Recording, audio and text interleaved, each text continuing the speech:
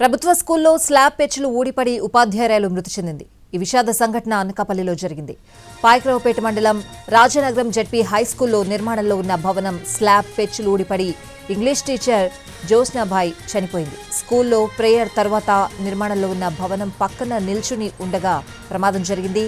తలకు బలమైన గాయమైంది. వెంటనే తుని ఏరియా హాస్పిటల్కి తరలించారు. అయితే మార్గ మధ్యలోనే ఆమె చనిపోయినట్లు వైద్యులు తెలిపారు.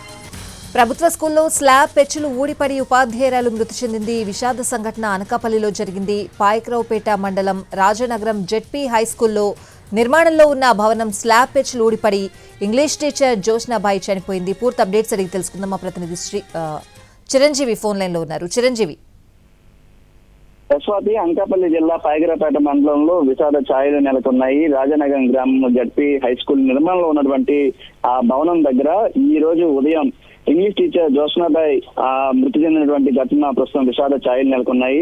అయితే ఆ పెచ్చు ఏదైతే భవనం యొక్క స్లాబ్ పెచ్చు ఊడిపడి ఆ మహిళా టీచర్ కూడా చనిపోయినట్టు తెలుస్తుంది. స్కూల్లో ప్రేయర్ అయిపోయిన అనంతరం తర్వాత విద్యార్థుల అందరినీ కూడా లోపలికి పంపించి నిర్మాణంలో ఉన్నటువంటి భవనం పక్కన టీచర్ ఉండగా అనుకోని ప్రమాదం జరిగింది. ఒక్కసారిగా పెచ్చు అంతా కూడా ఆ మహిళ టీచర్ తలపైన పడడంతో బలమైన గాయాలుగా అయ్యాయి. వెంటనే అక్కడ ఉన్నటువంటి టీచర్లు మిగతా సిబ్బంది కూడా స్పందించి ఆమెను హుటాహుటిన హాస్పిటల్కి తరలించే ప్రయత్నం చేశారు.